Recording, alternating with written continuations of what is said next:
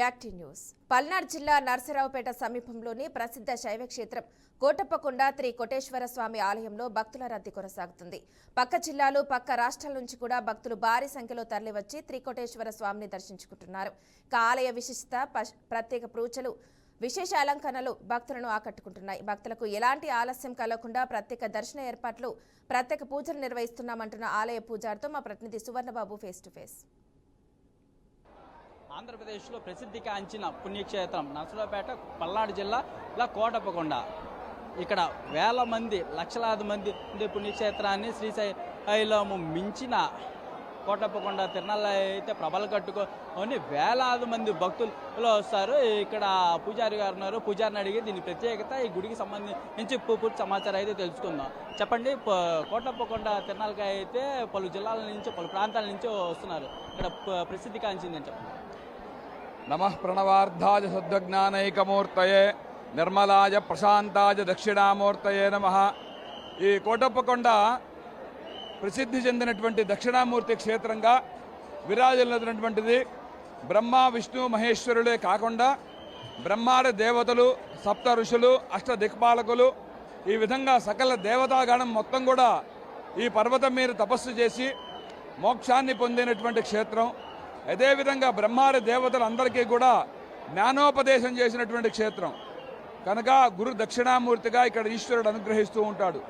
అదేవిధంగా ఈ మహాశివరాత్రి, మహా అంటే గొప్పది, శివుడి యొక్క రాత్రి. మన జన్మ మొత్తం మీద కూడా ఒక్కసారి కనుక మనకి మన జన్మలో ఒక్క రోజైనా సరే శివరాత్రి రోజున స్వామిని దర్శించిన, అభిషేకించిన, సేవించిన, తరించిన మనకి మోక్షం కలుగుతుంది అనేటువంటిది మనకి శివ మహాపురాణం చెప్తూ ఉన్నది. అదేవిధంగా ఇక్కడ ప్రభలు కట్టుకొని తీసుకొచ్చేటువంటి ఒక ఆచారాన్ని కొనసాగిస్తూ ఉంటుంది.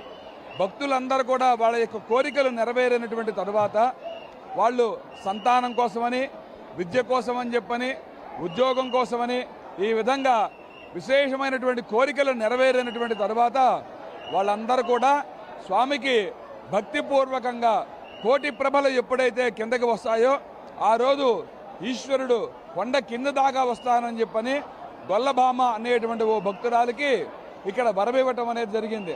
అదేవిధంగా ఈరోజు పొద్దున్నే 12 గంటలకు తెల్లవారుజామున స్వామివారికి బిందె తీర్థ కార్యక్రమంతో ప్రారంభమయ్యి, అదేవిధంగా స్వామివారికి అభిషేక మండపంలో అభిషేకాలు జరుగుతూ ఉన్నాయి. పొద్దునుంచి సుమారు ఒక 5 లక్షల పైసలకు భక్తులు ఇప్పటికే వచ్చి ఉన్నారు. అదేవిధంగా వచ్చేటువంటి ప్రతి భక్తుడికి కూడా ఈ సంవత్సరం ప్రభుత్వం తరపున దేవస్థానం యొక్క సహాయ సహకారాలతోటి ఉచిత లడ్డును కూడా ఏర్పాటు చేయటం, అదేవిధంగా సుమారు 650 బస్సులు ఏర్పాటు చేయటం, ఎటువంటి ఇబ్బంది లేకుండా అన్న కార్యక్రమాలు కానీ, ప్రసాదాలు కానీ, సౌకర్యాలు కానీ ఎటువంటి ఇబ్బంది లేకుండా కూడా ఇప్పటివరకు కూడా ఈ కార్యక్రమం చాలా దిగ్విజయంగా జరిగింది.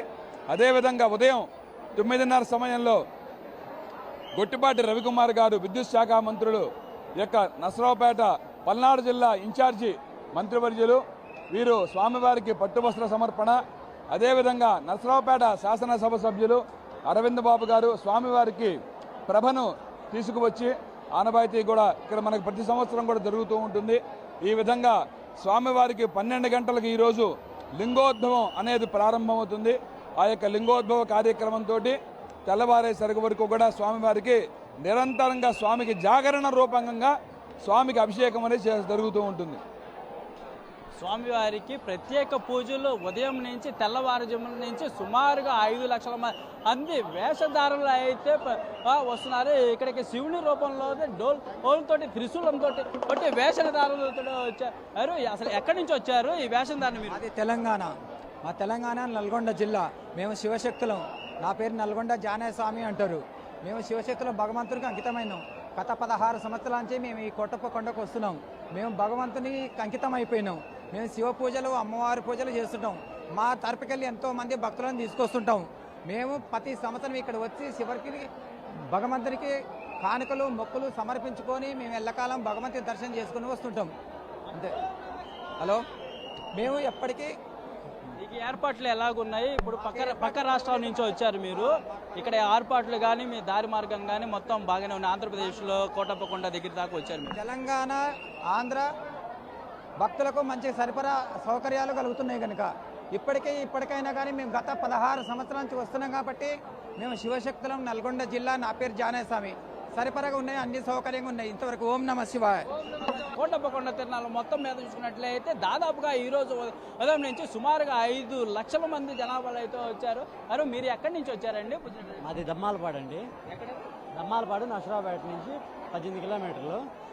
మేము ప్రతి సంవత్సరం వస్తూనే ఉంటాము ఇక్కడికి. ప్రతి సంవత్సరంతో పోల్చుకుంటే ఈ సంవత్సరం భక్తుల రద్దీ ఎక్కువగా ఉంది. ట్రాఫిక్ కూడా చాలా తక్కువగా ఉంది. ఎక్కడికక్కడికి క్లియర్ చేస్తున్నారు. పోలీసు వ్యవస్థ కూడా చాలా చక్కగా చేస్తున్నారు. అరవింద్ బాబు గారి ఆధ్వర్యంలో ఎక్కడికక్కడ ట్రాఫిక్ నిబంధనలు ఉల్లంఘించకుండా సక్రమంగా దర్శనం కూడా ప్రశాంతంగా జరుగుతూ ఉంది.